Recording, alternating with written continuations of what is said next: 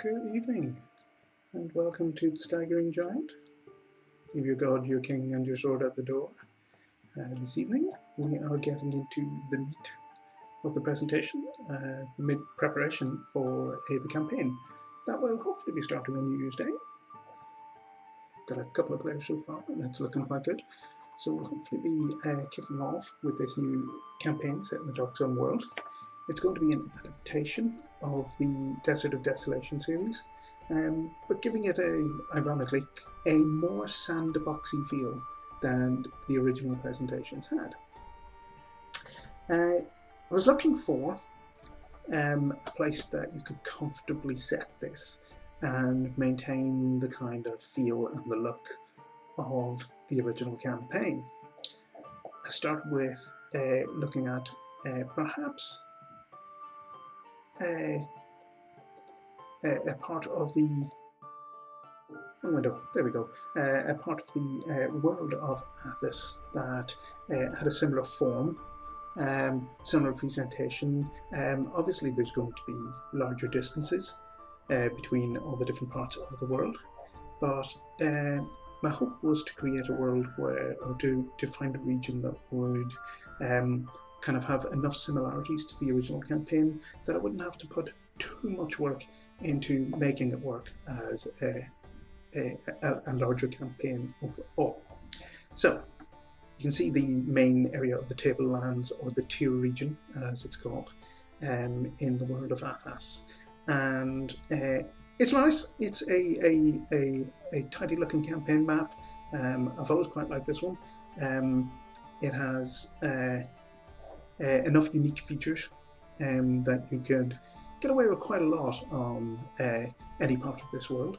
You could put yourself into quite a few regions and get away with it. However, despite the fact that there's quite a lot of city-states around here, there's still a lot of roads, there's still a lot of seaman trade. So this region overall doesn't really give you that impression of being lost, being desolate, being unwanted. The other potential option was the Deadlands, but I figured that had a unique character that made it maybe potentially workable with the campaign, but it wouldn't have been the main setting for the campaign. So while we might be able to drift into the Deadlands at certain points, which would be up to the players, it wouldn't really be a place where you could I suppose you could run the whole thing. The Deadlands has its own unique feel, its own unique style, and that's what makes it what it is. So when it came down to it, I thought, well, what about if we could have a region that similar shape, similar form, and I looked at the larger map, with including parts of the Deadlands, and I saw the city of Chelik. Now, looking at it, I thought, what has Chelik got? What is in Chelik and the region that makes it a good setup for this? Well, Chelik as a city is a city that is primarily ruins. The people who live there have moved in recently with a family called the Mannereth, who are traders who were trying to gain a foothold in the main tier region after the events of the books, but didn't succeed, so they took over the ruined city of Chelik and are trying to build a society there. They're not the only people in the city. The city is a kind of a gathering point for traders, and a lot of the tribes and passing trade in the region, including elves, including passing dwarves, including pilgrims. Anyone and everyone can show up here to trade goods, to trade ideas, to trade information, and it makes it a kind of an interesting hub city. The Mannereth family themselves are pretty much down on their luck. Their fortunes are turning now as a result of finding Chelik. Chelik as a city is, like I said, primarily ruins, but there are parts of the city that have tombs. maybe old temples, maybe old palaces, and there could be treasures in there that have yet to be discovered. They must be dangerous.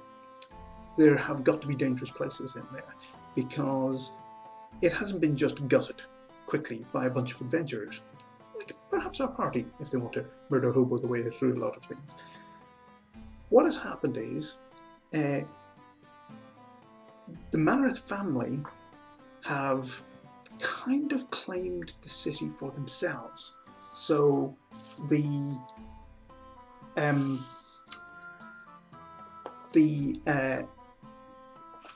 idea is that you have to go to them for permission to remove anything from the city.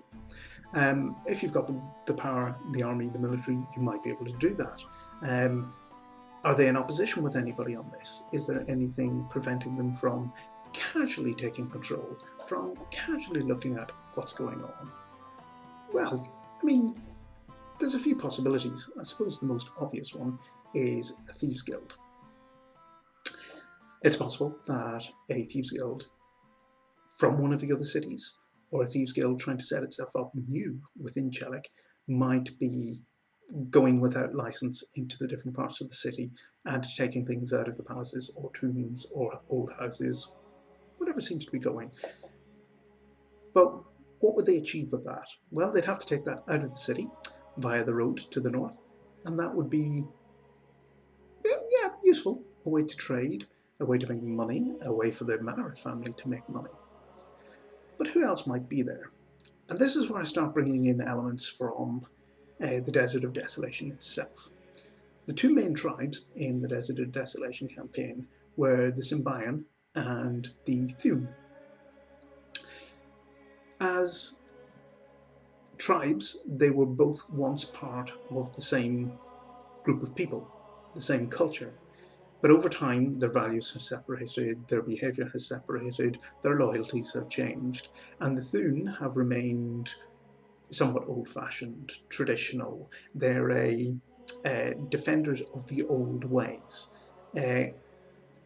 One of the key aspects, one of their key ideals, is that the destruction of religious artifacts is desecration.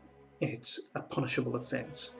They don't believe that anybody should disgrace or dishonour even a dead faith. So they would defend that faith quite vehemently and violently if necessary. So the Thune, as a tribe, do not live in the cities. They don't even really trade in the cities. They survive on the very fringes of society. Now the Symbian are different. They are traders. Even within the region itself, as you can see, we have oases. We have the Blue Shrine on the edge of the city, or on the edge of the map, and we have the city of Chelik itself. The Symbian would not be worried about going down and removing objects from the shrine, from any ruins around the oasis, even from the city of Chelik itself, removing that and selling it, trading it. Because Chelik has become a gathering point for traders and for travellers, that's what the city is. The edge of the city is a trading post. Taking goods from elsewhere in the desert, bringing them to the city, selling them on, whether that's food, water, whatever you need for a city, whatever you need for trading, they will take that and they will work with it. So, the Symbian and the Thune are in direct opposition. So would the Symbian be happy with the Mannereth house taking over the city of Chelik? Maybe. The Mannereth come with resources. As a family, they have brought resources into the city. As a family, they have some links to the Tyr region, and with those links, they can maybe get a better price for goods than the Symbian could get on their own. The Symbian work in the desert region, defending their own people, defending their own rulers, to whom they are very loyal. The Symbian people make up the armies of the rulers in the desert region. We can decide that around the oasis, you have the oases here on the edge of the Deadlands, you have potentially the beginnings of civilizations or small towns, small outposts that the Symbian can use. Within the module, within both Pharaoh and the Oasis of the White Palm, the Symbian were Pegasus riders. Not all of them, obviously, but they did have a wing of Pegasus there. Now, for anybody who knows the Dark Sun world well, the city in the centre of the Sea of Silt is a city where there are hippogriff riders. So we have an analogue there that we could go with. Would Pegasus be real in this world? Again, I'd have to look that up. I mean, it may not be canon, but this is our adventure. We can twist that if we need to. If we need to do a twist on the Pegasus, maybe we could use hippogriffs. Maybe there's drakes that we could use. But either way, the Symbian are soldiers, they are traders, they are loyal to their leaders, and they are defending their civilization, their way of life. That starts to sound like an awful lot of cultures in the real world, and I can keep an eye on the news and mine those attitudes, those conflicts that we see day to day on our news feeds. We can see though, we can use those for maybe some of the triggers that would be between different tribes. With the Thun, we have a twist. In the Oasis of the White Palm, they introduced a Thunic cult. These were similar in attitude, but different from the Thun themselves. I'm not sure if I want to actually make them Thun. I've come up with a notion.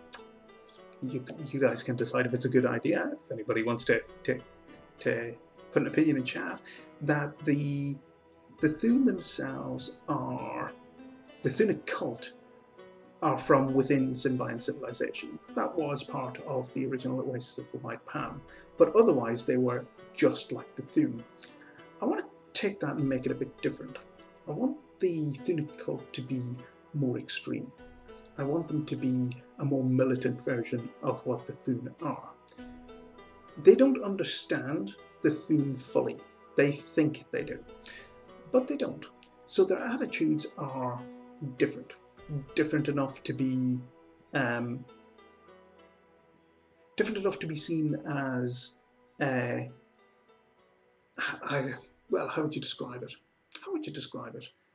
And if they have similar notions, I suppose their notions are that the traditional ways didn't work. The traditional ways failed the people of Athos, failed the land of Athos, seeing it destroyed, seeing it reduced to desert. So for the Thunic cult, they could be at the point of considering destroying all of those old ways. This is not the way we do things anymore. Do they want to go back to a better time? The meta plot of Athos in general was that we had ages before the world became a desert, the Green Age and the Blue Age, where things were better. There was diversity of races. There was verdant life through most of the land. And it's possible that somebody from a Thunic cult might believe that going back to those ways would be best. This also ties in with some of the old meta plot of the NPC of Rajat, who turned up in the books, whose entire purpose was to return the world to the Blue Age, or the Green Age, when there was water, when there was life. But Rajat was extreme enough to believe that the only way to do that was to remove everything that had driven the changes in the world. And that included removing the races. Rajat wanted to wipe out everyone except the halflings, because the world originally belonged to the halflings. It's a very extreme view. I'm not sure the Thunic cult would be going that far. So they're borrowing their name from the Thun, who may have a reputation for perhaps fighting with the Symbian in the streets to defend old ideas, old knowledge. They're borrowing maybe some of the outlook and some of the notion, but taking it to the most extreme conclusion. This gives us a suggestion that maybe the Thunic cult believe that there is some power left in the world that can restore things to the way they were. before the age of magic, before the defiler power came and destroyed the world and turned it into what it is now. That's something that will have to be built into the story as we go along. But again, how do these people react to Manareth? Like I said, the Symbian would definitely look at Manareth as a tool that they can use to make the world better. They will cooperate with Manareth, but they wouldn't swear fealty to him. The Thune may view Manareth as one of the worst manifestations of everything that they despise. Manareth is licensing people to desecrate the old world. This is something that the Thune have no time for. So they may have plans afoot to deal with Manareth or to disrupt his operations. The Thunic cult may actually look at Manareth as some kind of saviour. What if Manareth is a change, a new way of looking at things, a new way of doing things? It takes power away from the Symbian, who hold much of the power in the region before Manareth arrived. Maybe the Thunic cult would support him in his efforts, helping his family, disrupting the leaders of the Symbian, maybe even going as far as assassination. The original plot of the Oasis of the White Palm involved the kidnapping of a member of the Sheikh's family. These are the kind of extreme actions that the Thunic cult would take. Are they allied with Manareth, or do they, similar to the rest of the Symbian, view Manareth as a tool that can be used? Within the city, before we even get anywhere near the desert, we have another twist. The roads below is a term used to describe an entire culture of undead that live in Shelly. These are the original inhabitants. Many of them have been here for many hundreds of years, and anyone who dies, in some ways I suppose similar to the death curse from Tomb of Annihilation, anyone who dies within the city stays there. They are part of it now. This is due to a severe overstretching of psionic ability when the city was alive and vibrant. They were trying to link cities at great distances using psionic power, and something went wrong. The people left in what's now called Roads Below live out ordinary lives to the best of their ability. They're undead, yes, but they're undead who wake up in the morning with a purpose. I haven't decided what that purpose is yet. In a city with a lot of trade, that could be pretty much anything. Maybe they just go to jobs. Maybe they just trade goods. Maybe they restrict the people coming in under Manareth's license so that they don't destroy the civilization of Roads Below. One of the things for certain is that they have a leader. One of the sources I found online called this leader Mjorti. I'm not sure I like that name. I may change it, but we'll see. Mjorti is a leader, or an old leader of the army from the past, who works with the people there and works with Manareth to defend the old laws that he still considers part of his world. This is his life. This is how he sees the world. So Mjorti is guiding his people and protecting his people within the city. He will certainly look upon Manareth as a control. Manareth is a way of keeping things stable. He's not going to disrupt that too much, because if there's stability in the people coming in and going out of the city, if there's stability in the number of people who are able to come into the old parts of the city and remove guards, that's good for Mjorti, because he has a very strict view of his own laws. He still abides by those laws.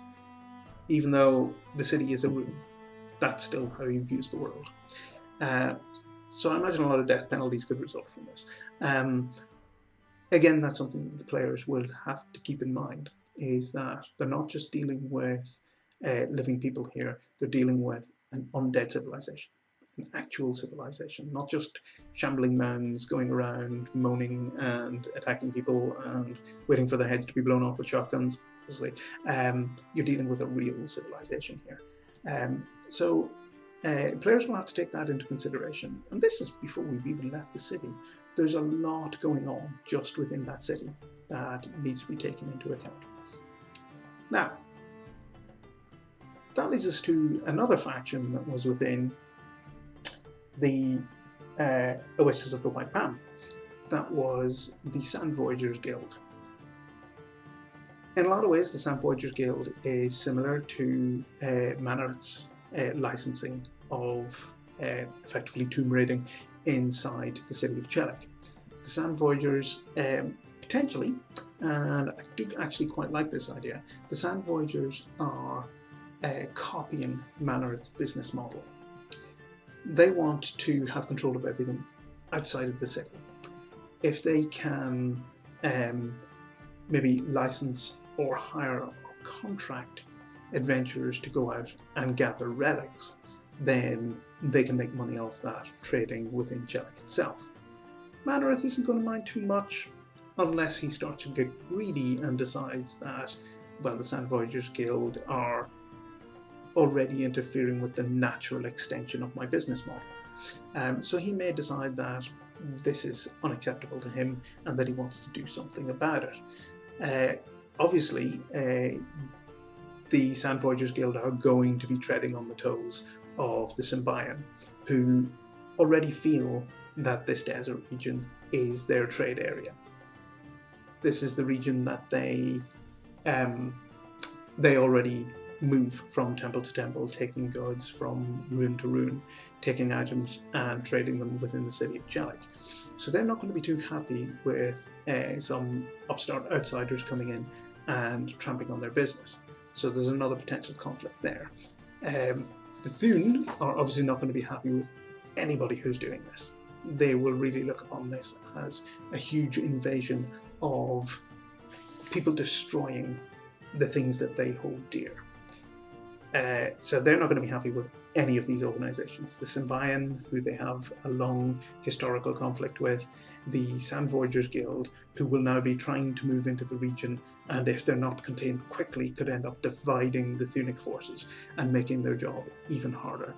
And within the city, Manareth himself, coming in and effectively claiming everything as his own and handing it out to whoever he so pleases. The first word that comes to mind when I hear myself saying that is from Black Panther, colonizer. The Thun may look upon Manareth as a colonizer coming in and trying to steal their area, their culture. So, building from that, we've got a fair amount going on. And I think we can, kind of start committing some of this to paper. The first faction, I suppose, within the city of Chelik is House Manareth itself. They are a trading syndicate. Is that the best description? Trading syndicate? What do we think? I suppose it'll do for the moment. They're a trading syndicate. They are forced out of the Tyr region.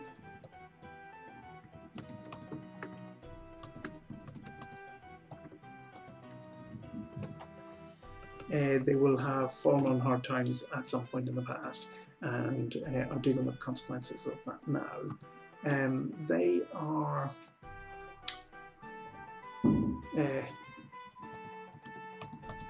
on, what is this based on? Based on a licensing model. I wouldn't call it a franchise yet, because a franchise involves giving up control, and I'm not sure Manareth as yet is in a position where he can comfortably give up control without losing some of the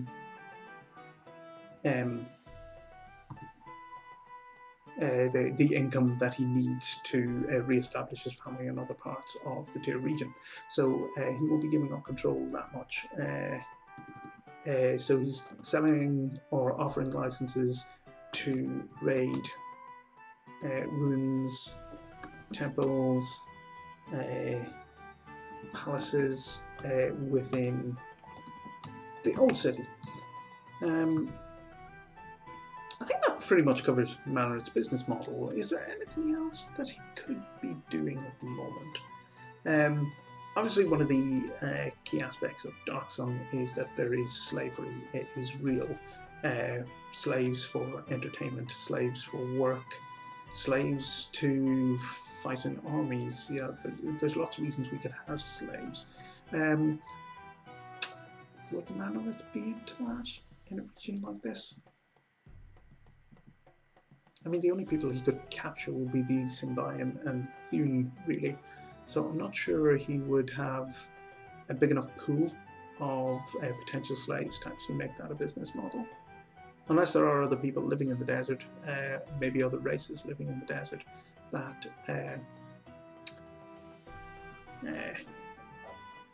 might feed it. Let's see.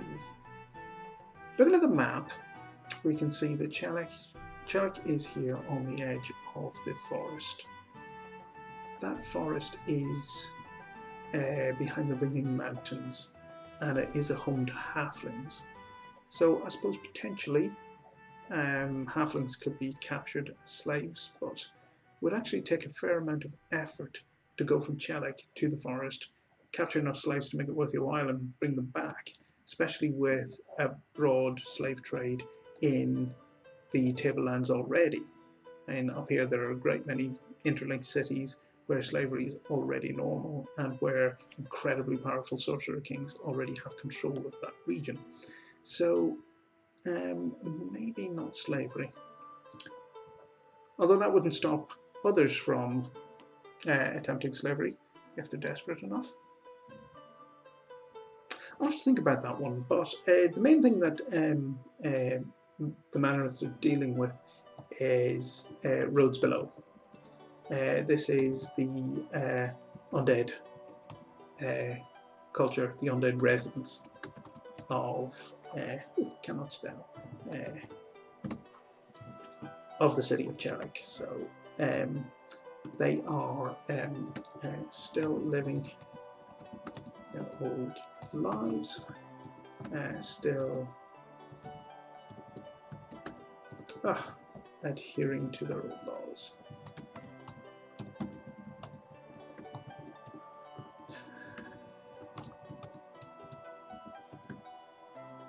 I suppose Mjorti would be the nominal leader of the people. Military commander with military experience, so breaches of the law will be punished severely.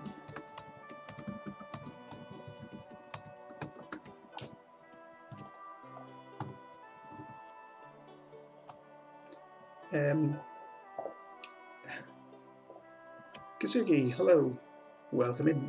This map is part of the Dark Sun campaign. This version of the map is actually from the 2nd edition Dungeons and Dragons. I think this is from the expanded version of the world that was released. Yeah, it is quite a pretty map. I did quite like the tier maps when they came out.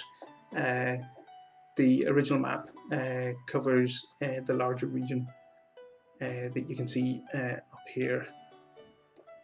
Pretty much everything that is within the center of the window there was covered by the original map, and then the expanded map, based on events that were in the books, came out with the expanded edition of the game, which covered all of these regions up here, which weren't part of the original work.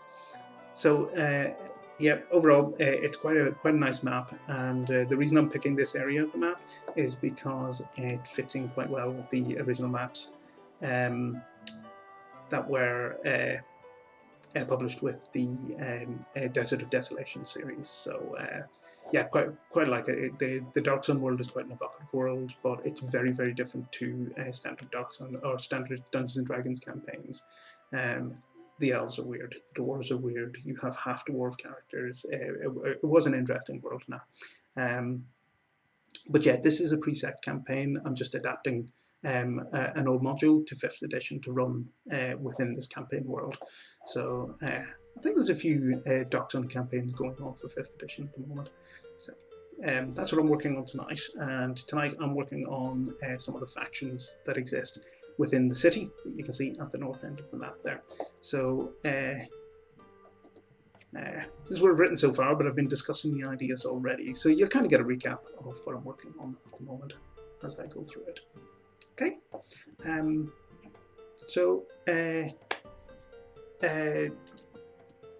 The residents of Roads Below, I suppose they could be related to the Symbian tribe, the traditional defenders of the current rulers within the desert portion of the map. I suppose they're a tribe of primarily traders. They are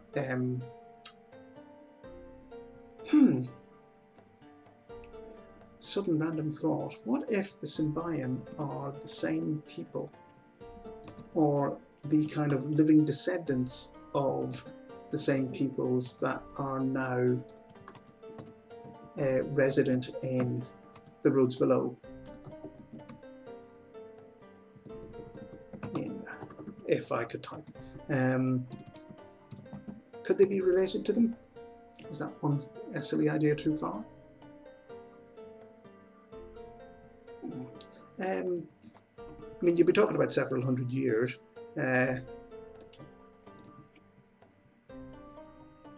Thanks, Kazuki, that's good. I'm hoping that if I can get this campaign, if I can get enough players, I can get this campaign started on New Year's Day, so hopefully I can kick it off then. I'll give you links to everything at the end if you're interested in joining in. But so at the moment, what the Symbian are doing is they travel through desert from rune to rune, gathering artifacts. That's a primary part of their trade, and then they will take those and trade them in the city of Chalik.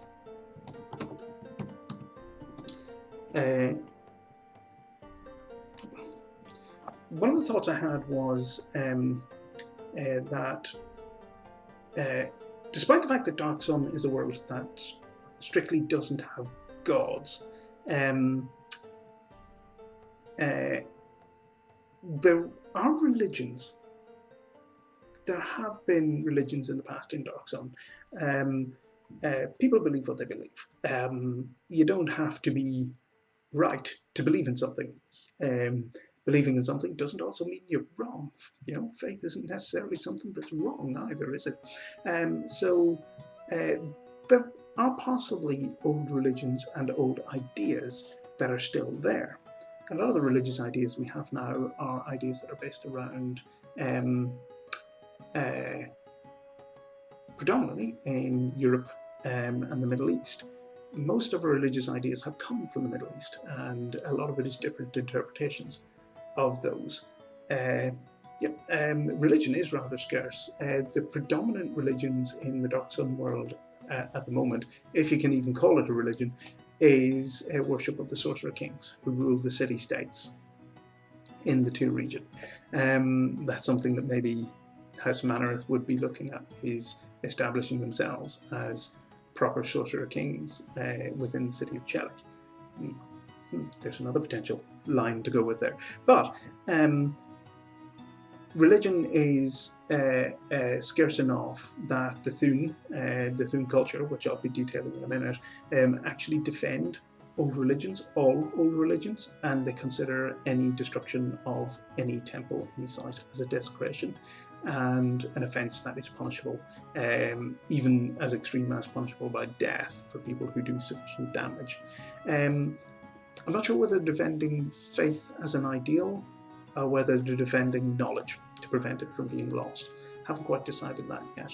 but that is their driving force in going around the desert. So they're in direct conflict with the Symbian, and I wonder if, I'm just thinking in terms of religious observation, that maybe the Symbian have, this is for flavour, maybe there are people within the Symbian who don't believe that you should take artifacts off bodies. I actually ran a character in one of my games that actually believed this, that you shouldn't loot bodies. A body is the final vessel of a person's soul, and it should be treated with respect and with honour. So if the Symbian believes something like that, I thought it was an interesting idea. I think it annoyed my DM a bit because I never looted the corpses. Hidden shrines. Yes, that's exactly it. That's exactly what the Thun believe, that disrespecting religion, yeah, possibly that it is disrespect for the dead, which can tie into this idea. So while the Symbian people are happy to gather artifacts and to loot, that the Thun have the more extreme view that desecrating a tomb or desecrating a palace or any important site is disrespecting the dead. It's as bad as looting a body. But the Symbian are traders, so I'm just thinking that they've come up with a workaround, a kind of a fudge on their religious beliefs, that a buyer pays for goods on a body that is on display, pays for gods. You don't pay for gods, you pay for goods. Buyer pays for goods, but cannot touch the body or the goods until they're paid for. So the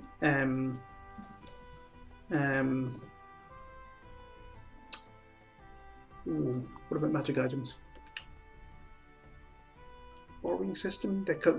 That's a way that they could lie about it. You know, they're lying to themselves more than anything. If they consider it a system of artifacts and bodies can be bought, borrowed, maybe. That you're not buying the goods, you're renting them, with every intention of giving them back. This will give the Symbian a kind of a get-out clause. That, oh, we're not the bad guys. We're not breaking any of the rules. We're not looting the bodies. Other people are buying the goods. So the Symbian wouldn't be buying any of these things themselves, not directly. So yeah, I like the idea that it's a borrowing system. That's good. That's how they justify it to themselves, is that we're not selling the goods. People are paying to borrow the goods for a purpose. So there will be contracts. Oh yeah, that's the infamous Kender of Kryn. Good old Tasselhoff Birdfoot. Well, no, I mean, it was just lying around. I didn't steal it, I just picked it up, it was lying there. Yeah, the Kender are pretty much infamous. Somewhat entertaining, but I actually don't think I'd be happy being a DM for Kender. We'll see how it goes.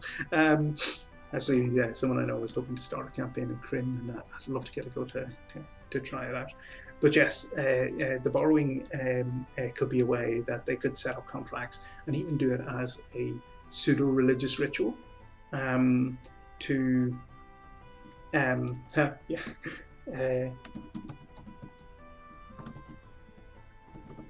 pseudo-religious ritual to bind the behaviour of the other person. You're only borrowing this. You will have to bring it back at some point.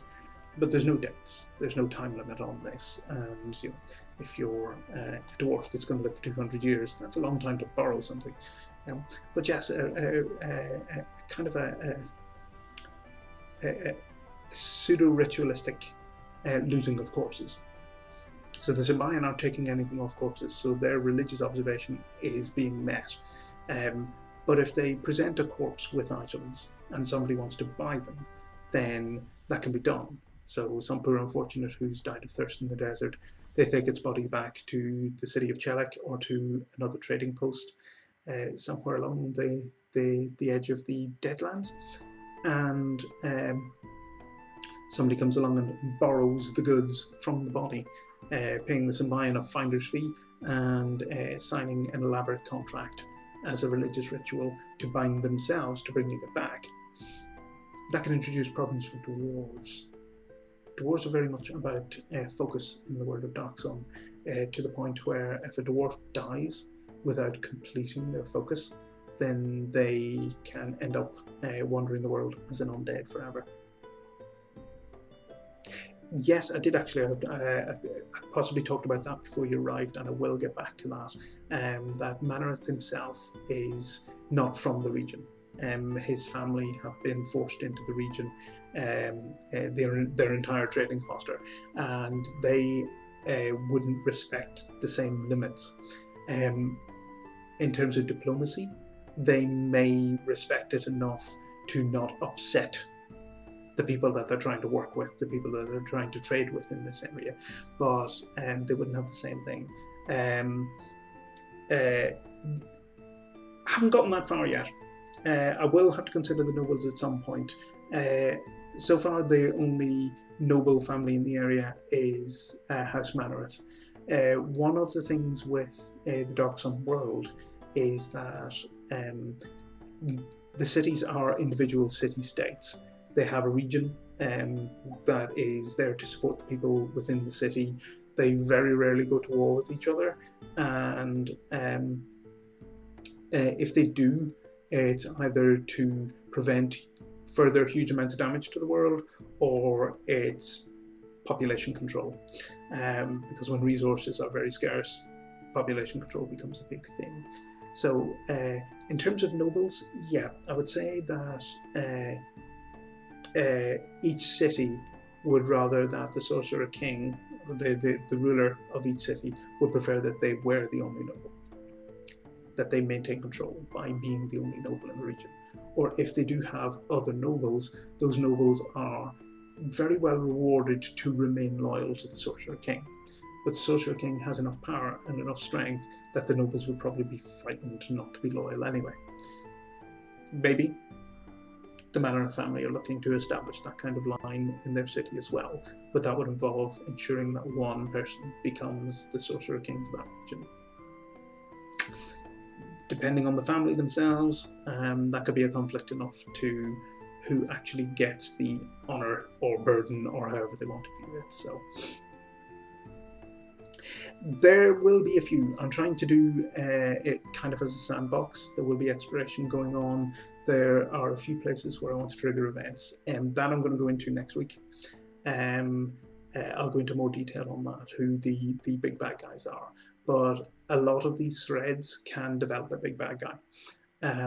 If Manareth decides to try and become a Sorcerer King, that makes him an incredibly powerful person, and that may actually put him into conflict with the rest of the world.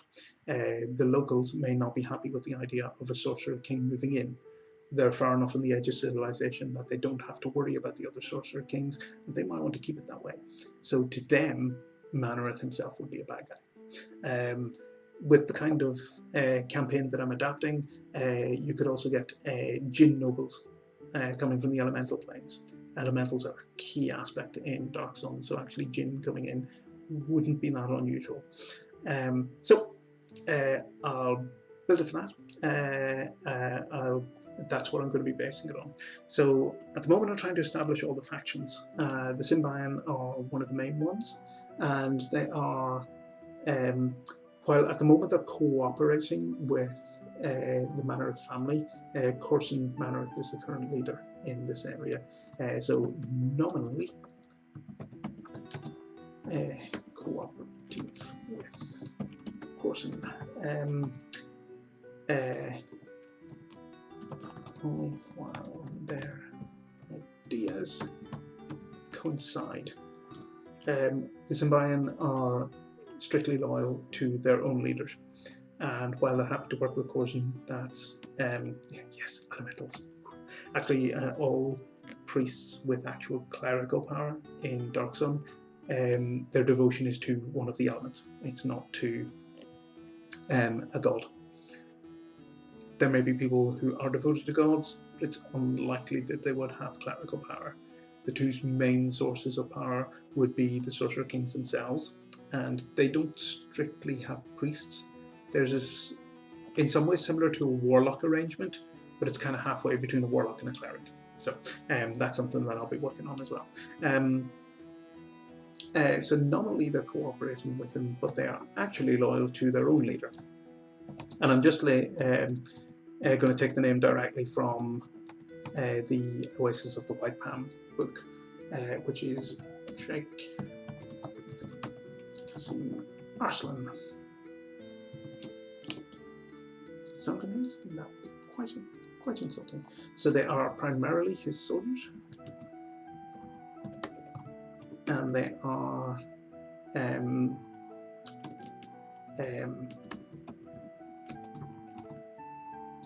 land forces and Pegasus riders.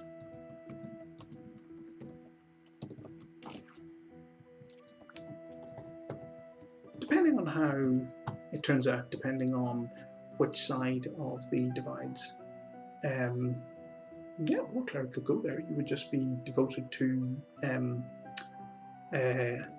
perfecting war, but you would be like, what kind of war cleric am I? Well, my devotion is to the air. So when you're using something like a divine strike, well, your divine strike will come as a hammering wind that follows your weapon as you bring it down, and you can focus your spells that way. Yes, they would be devoted to laying down their lives for their leader. Anybody outside of outside of that royal family, okay, we will cooperate with people. But yes, in terms of their devotion, it is laying down the law. The original campaign had a few kind of magical aspects in it that might make sense with that. There were traditions that the tribes had that marked particular people as rulers or as potential rulers. So I suppose in some ways that's similar to the dragon marks in Eberron. The dragon marked houses. I hadn't actually considered that before. Woo! It's funny what ideas pop into your head. But yeah, within this culture, there were marks that somebody was. I mean, obviously, if the firstborn of the current ruler, then you're the person for the throne. But other aspects come up, and again, I'll put that in next week as I'm developing the actual conflicts. I'll go through some of those things and bring them into the game. Now, the other tribe are the Thune, and these are the what's the best way to describe them? Traditionalists wandering the desert. These are the people who defenders of the old faiths.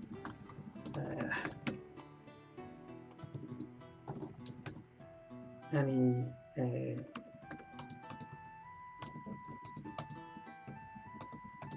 is a desecration, and again, they take the desecration seriously.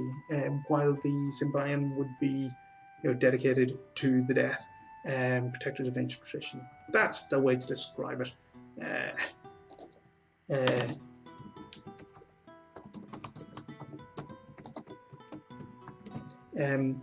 While the Symbian would be happy to lay down their lives, lay down their lives for the rulers, the Thune would be willing to lay down their lives to defend the old faiths. That's how far they will go to ensure that this is protected. Now, are they protecting knowledge or respecting the dead? I like the idea that they're respecting the dead. If it was just about knowledge, I think it would take a bit of a reach to have somebody laying down their life to protect just knowledge. I think they may accept repentance. I think most they seem enlightened. Defending other people's faiths, defending other people's ideals and even lost ideals, lost history, that would, to me, suggest that they're somewhat enlightened. They're not completely inward looking, they don't see their culture as being 100% right. They're willing to accept that all other people's ideas have value, if nothing else. So I think in terms of that kind of enlightenment, they may accept repentance, as long as either the damage is restored or some restoration has been made. So again, it could be a ritual restoration. It could be literally, rebuilding or reconstructing a temple that you have destroyed. You may not be able to 100% repair it. They could indeed, but they're tribal. They are moving about the desert, protecting individual sites. So I'm not sure about. I'm not sure they would operate in the city. And there's another twist coming, actually. You may have missed that at the start, that I'll go with. We'll get to in a second. But also with the Thune, the desecration or the looting of corpses is not acceptable, except maybe outside of a family. And inheritance is still a thing. It's a way of providing. Yes, they're nomadic here. It's a way of providing for the young. If somebody dies when they're in the desert, a member of their family coming and taking their goods is not looting. This is inheritance. Apologies. This is inheritance. So working on that, they can, because they're nomads, because they operate in a tribe, in clans, then the inheritance would be almost automatic. The closest that they would go would be that if somebody died and there was no member of their family to actually claim the goods, they would take the body back to the family so that the goods could be claimed by the worthy, the correct inheritor. So that will be their take on it. The Symbiote take is a lot more flexible.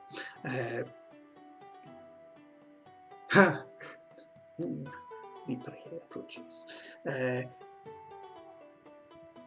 Similar. Traditionally, well, in the original versions, Dark Zone was pretty much dominated by humans. I know Tabaxi are now a thing in Dungeons and Dragons, so yeah, the Khajiit could be real. I have other plans as well that I don't want to talk about just yet, but some races that wouldn't traditionally be part of Dark Zone could very easily become part of Dark Zone. I mean, in any world, if you wanted to introduce Warforged, that's not hard to do, but part of the history of Dark Zone is that some of the races were literally eradicated during the earlier wars. There are no gnomes of Dark Zone. There are no. What was the other one that was completely wiped out? Yeah, lizard folk have been wiped out. So.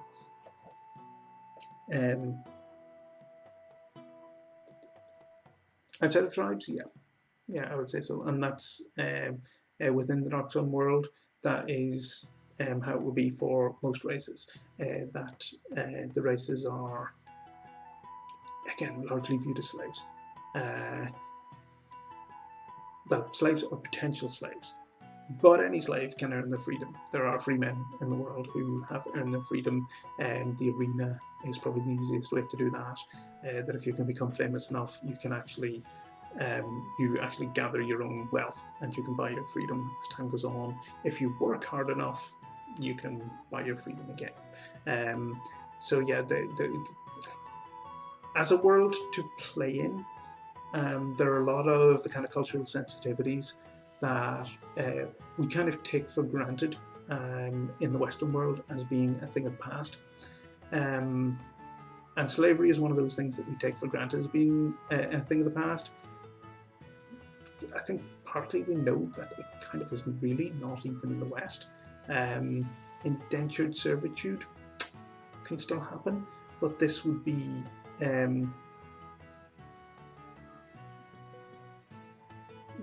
individually maybe. quick overview of the Dark Sun races. The halflings are considered savage. They were the original inhabitants of the world, and before the destruction of the world, it was changes in the halflings that actually spawned the other races. So all of the other races are descended from halflings. The current halflings are viewed, and I suppose to the eyes of the races in the world, are quite savage. They are described as being cannibal, but I do wonder if that's like kind of a racist idea. Oh, those halflings, don't turn your back on them, they'll eat you. You know, could that just be one of the racial slurs that people use against them? The elves avoid civilization centres. Somewhere like Chelik would actually be pretty good for elves because most of the trading happens on the fringes of the city. Again, whether it's a racial slur or whether it's just a survival tactic, elves are considered to be bandits. Never trust an elf. Yeah, I think using a lot of this stuff as racial slurs, this is the kind of the dominant humans look up on the other races like this. So these are the kind of slurs that they spread out. So again, you know, for anybody who wanted to play in the game, you don't have to be like that. Just because that's the prevailing idea, you don't have to do that. You know, if you're a trader, you've met elves. Yeah, they can be rough, and anybody who's living in a desert in desperation will probably turn to banditry at some point in their lives. You know, what would you do to survive? So again, it's one of those things where you could play it that way. You could very easily play it that way, and I think that may be the better way to play it. Particularly in a region like this where everything's up for grabs. Chelik is a new city, well, a newish city, so we don't have to go with the old way of doing things. And again, once I get to the Thunic cult, which is different, we'll look at something like that.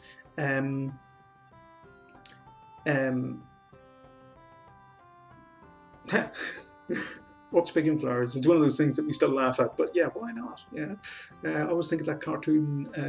It was a comic strip that somebody had done about somebody trying to kill an orc, and they mess up their roll and end up gently brushing their face, and then say, "Damn it, I'm going to seduce the orc," and rolls a natural 20.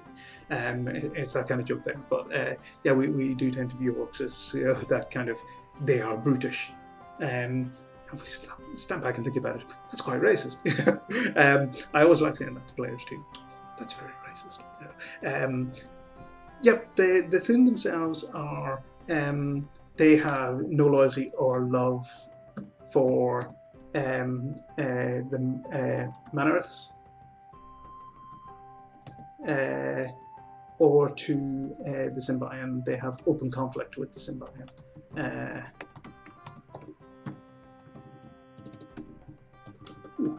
So we know that they're going to be established warriors because of the Symbian are the... Ooh! Stop spamming caps? What? Oh yes, Nightbot. The infamous Nightbot.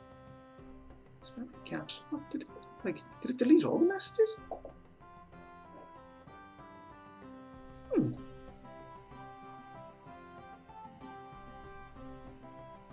I didn't notice he's spamming caps. I'll have to look at the settings for that. It's funny. Right. I'll have to look, see if there's a way I can recover that stuff. I'm new to Nightbot, so I'm not sure how strict it is. I'll definitely have to look at that. Spamming caps. Didn't notice you doing that.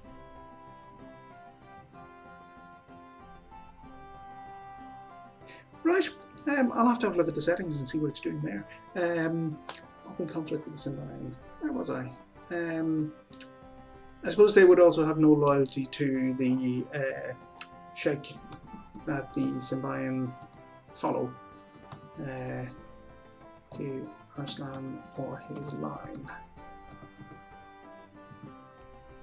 That kind of sums up the Thun maybe a little too simply. I want to look at expanding the Defenders of the Faith aspect of it. What is it? Yeah, Protectors of Ancient Tradition. I want to look at that and go for it. It's one of those things where I've been doing it for a few weeks now, and I wasn't sure what I wanted to say initially. I did a few subclasses and stuff. I'll put a link up to my YouTube in a bit. But yeah, there was. You'll find what you want to say. Actually, building this campaign is one of the things that I think I'll probably be focusing on that for a few weeks. But yeah, if you've got something to say, get out and say it. Yeah? The Tunic cult. How to best describe them? They are extremists, taking Thune ideals to the most extreme conclusion. Because the Thune and the Symbian are from the same tribes originally, they're descended from the same people, which might be the people who the undead culture that lives in Jellic. Because they're descended from the same people, some of the notions that come from the society will still be known within Symbian. So it's possible that some people within Symbian society, will have looked at those and thought, these are not bad ideas. Okay. These are ideas that are, how would you put them? They're ideas with value. So the Thunic cult are looking at it from ideals to the Thune, and that's why they've borrowed the name. Ironic that they should be borrowing. So they have similar ideals, and they will have the religious desecration, the no loyalty to Arslan, but they will take it to the extreme of assassination, kidnapping,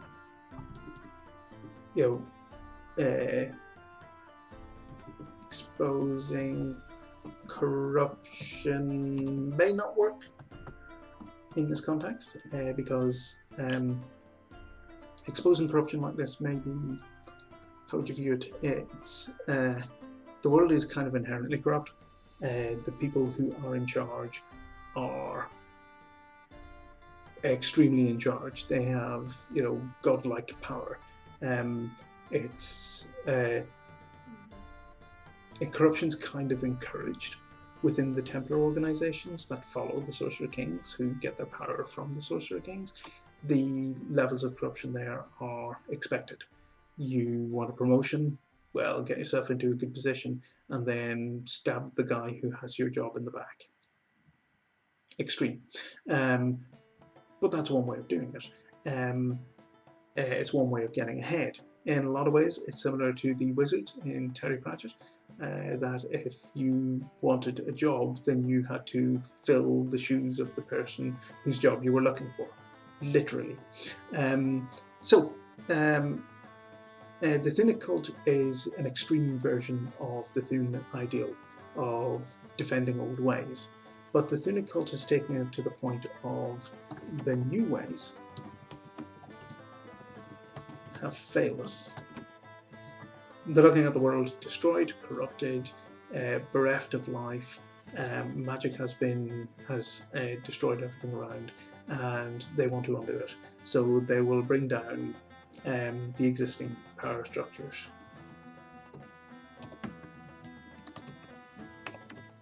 By any means necessary. In this region, that would be the fall of Arslan and his line, and they would be happy to see that. But the Thunic cult is small. They're not coming out the gate with huge numbers. So they maybe are looking for an ally, somebody who is powerful, who can help them. So who would be powerful? Well, I mentioned earlier the idea of a djinn. Would they take a risk like that, going to find a djinn and using them as an ally to overthrow it? would a Jinn even want to overthrow it? What's in it for the Jinn? Could be a difficult one to fit into the stream. What am I saying? To fit into the story in general. Allying with a Jinn, it's not like you're going to just summon one up and say, "Hey, we want you on our side." Jinn are loath to hand out wishes. Some of the things that I'll have to look at long term. The Jinn themselves, an ordinary Jinn is a powerful enemy, but I did wonder at maybe stretching that out to a Jinn noble. A Jinn but with a greater legendary force, someone who is literally capable of reshaping the world, and could be, well, not necessarily an ally. As Jinn, there's going to be a lot of NPCs involved in this. These are all options for players as well. Like, I mean, if a player decides that they want to be a member of the Thunic cult, it'll be like, okay, what's your place in the cult? You know, what do you do for the cult? Are you an assassin? Are you a spy? Are you in supplies? Are you just a foot soldier waiting for the command to go? You know, whatever the class you decide to be, you can take on a role within the cult and work with that. The Jinn would definitely be kind of an NPC, potentially one of the main bad guys as well. Possibly an enemy of the Jinn. Who would be an enemy of a Jinn? Apart from another Jinn. Because the Jinn are, I believe they describe in their monster manual as being obnoxious. You know, they are full of their own self-importance. They value themselves above most everything. So an enemy of the Jinn would potentially be another Jinn. The other possibility is that, as was one of the aspects of the original campaign, there was a Jinn who was trapped somewhere, and when you release him, he kind of starts rampaging. Never been a big fan of the just rampaging, you know. I hate everything and I will destroy it all. Yes, somebody is threatening such stature, but then would the Thunic cult have the power to actually be a threat to a Jinn yet? If they're starting with small numbers and they don't have the power to do that, it could be they would have to achieve something to owe, so that the other Jinn would owe them. So I suppose that's something that they could get the party involved in. If they can get resources, money together, that they can maybe hire somebody to do this favour for them, claim it for themselves, and then use it as a bargaining tool with another Jinn. I could also just use the prison thing. I mean, yeah, lots of ideas. Too many ideas. That's sometimes the problem. You get a whole slew of ideas and then you start going, that's not really good. That's not that good either. So I'll have to work on that one. I'm going to have to stick a pin in that and say what is goals, options, allies, enemies. I already know who most of their enemies are, but I think in terms of developing NPCs to be their enemies, that's going to be somebody within the Symbion, or maybe even a favour that the Manareth are doing for the Symbion by rooting out the Thunic cult. Lots of ways that could go, but I think that's potentially a box of worms that we don't want to open. The Sand Voyagers Guild.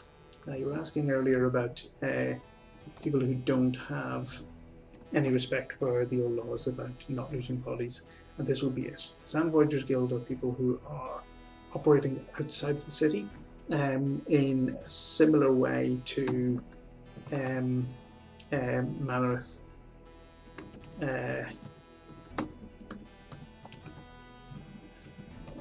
Manareth, that they want to not so much license, because they don't own the resources that they're going after.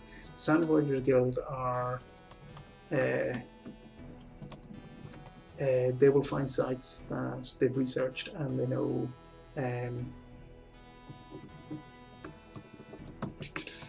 ancient treasures that are discussed in books, and they will contract somebody to go and retrieve. So they will have you sign a contract with them. You agree to. I cannot spell. Did I have that spell right in the first place? Yes, I did. Anyway, the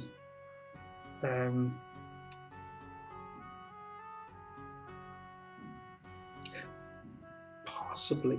I'm not sure about a bounty as such, but they could be taking, you know, that somebody in one of the city states has said, "Oh, have you heard of name item, name artifact, name ancient treasure?" And then the Sand Forgers will go and research it, and then they will hire somebody to go and retrieve it. So while they're strictly a guild, you don't really have to be a member. You just have to be willing to be insane enough to go out there and try and recover stuff. Yeah, bounties in a sense, but it's more like retrieval of goods. They're not looking for criminals or anything like that. I'm not sure anybody would do that. You just, you know, keep an eye out for criminals trying to get back into civilization and hope the desert takes them. Treasure hunters, yes, tomb raiders. Even maybe archaeologists, you know.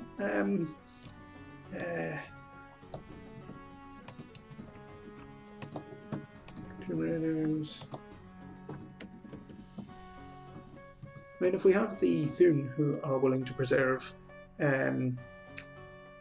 goods, to preserve cultures, to preserve ideas, yeah, why can't these guys be, you know, kind of on the same ideal, slightly different, where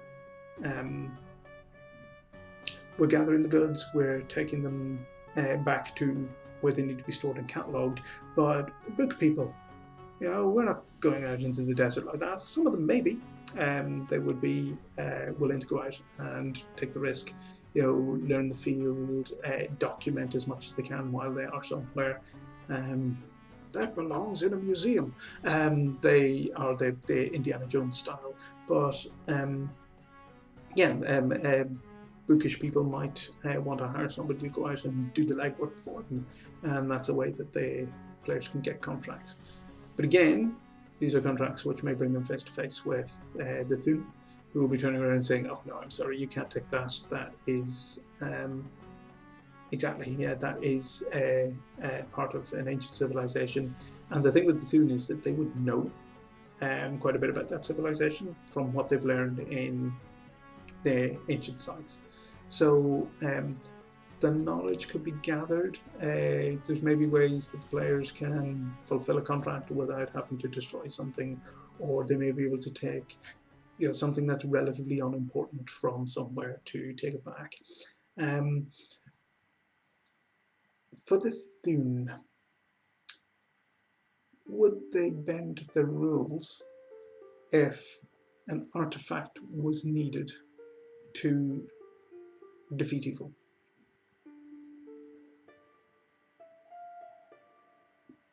So yeah, it's more the selling of relics, profiting from a culture, somebody who is respectfully cataloguing a culture, recording it, maybe they would tolerate that. But somebody just purely profiting from the sale of goods that they've ripped out, destroying statues to steal gemstones, you know, smashing up artworks, important artworks, just to get the gold statue that's stuck in the middle of it, or the gold mask that's in the middle of the fresco. If you destroy the fresco, then that's how you've annoyed the Thun. Because realistically, if you have Thun showing up at sites where the players are trying to recover something to defeat the giant king Korg of the tribe of whatever, that it's in the interests of the Thun to allow that item to leave. That actually makes it quite similar to the Symbian. If the Symbian are running the contracts, whereas like I said, the pseudo-religious contracts, where you're borrowing goods from a body, then that could be similar. You have this work to do. Once that work is complete, you must return that item to this site.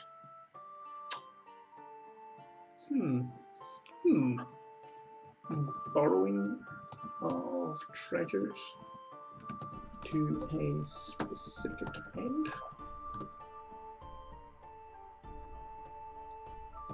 Actually, that should be with the Thune, not with the...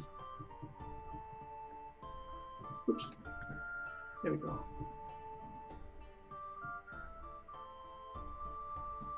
So the Sand Voyagers and the Thune would maybe have similar enough notions.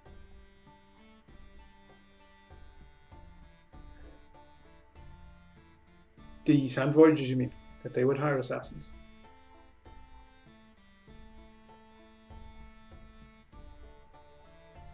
I think that might be a bit extreme for a historian. Depends on how desperate they are to record the history, I suppose. Yeah. Thanks.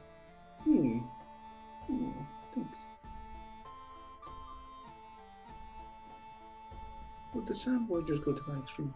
In that case, then, if it's worth that much to the Sand Voyager that they would expend the resources on assassins or more extreme views to go and get the goods, then that would actually put them more likely to be in conflict with the Thune. So thinking from a role-playing perspective, you know, the players could be in a ruined building for any reason. They could have just stumbled across it while they were at the desert going somewhere else. They could have been hired by the Sand Voyagers. They could have discovered something in Jellic that they want to investigate further, and that brings them further out into the desert. And they come across a ruin somewhere, and they discover the Thune. And the Thune turn around to them and say, look, this is what we do. Strange email that I just got. I'll check that out. This is what we do. This is what we believe. We can't let you take this golden pillar. You can't take that away with you because, you know, an entire culture did this. Their lives may be over, but their ideals and their lives meant something in the past, and we don't want to. We are protecting their heritage and their ideals. The Sand Voyagers, if they are kind of museum style, gathering goods and putting them together, while they are respecting the knowledge of the culture, they are effectively stripping it to take it away. If you've ever been to the British Museum in London, there's, you know, the beautiful artifacts in there, but you know that they've been taken by, you know, haughty old, well-educated, rich-funded men in the Victorian times, and taken away.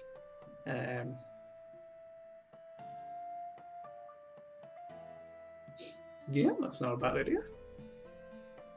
I'm not sure if there are tieflings in Dark Sun. I haven't looked at the 4th edition stuff much. Been flicking through it, but I may have to look at that and see if we have tieflings in there. I know that there are stuck in the US. Oh, there's bound to be stuff over there that you get a good look at. But again, it's yeah, it does come into that notion, and I don't know if, how much it's struck the news over there. There was the Elgin marbles that were taken from Greece and have been returned. If it's like a cultural redress, I could kind of see that being maybe a side quest for the party at some point. That something that has been taken.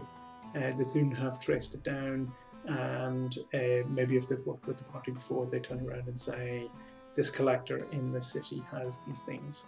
We want to return them to the original palace, temple, wherever they came from. So, possible side quest for them. I think that's where I'm at tonight. I'll have to look at Discord for a moment. I haven't much experience with Roll20. I've done a few one-shots as a player, but I've never run as a DM. Seems like a lot of work. So yeah, we'll have to look at Discord initially. I prefer to do things more theatre of mind anyway, so I'm not I don't use huge amounts of speaking with, but Don't know that one. Already speaking. I have to look that up. Don't know that one. Never got to play Skyrim. Couldn't afford a computer that would run it well. So, right. I think I've kind of hit a stump here. I've got quite a few factions there. I've got a couple of ideas in my head for kind of sidelines to these. 1, 2, 3, 4, 5, 6 factions, and that will all be in a region that is pretty much, if I'm remembering the scale right, it's probably about the size of France, maybe a little bit bigger. So, yeah, I think that's where I am for the moment. When I come back next week, I'll be looking at events. Most of these are going to be events that would be the Dawnbreaker quest.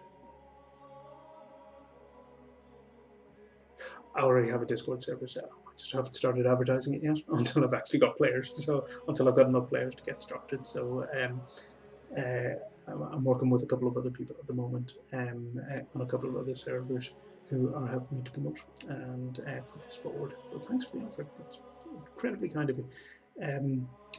So where was I? Yes, next week I'm going to start looking at some of the events that could happen. Some of these would be triggered by things that the players do. Some may be things that will happen anyway. Unfortunately, I have to go to bed. It is currently midnight over here, so it will be bedtime for me soon. So I'll be looking at some of the events that will go ahead.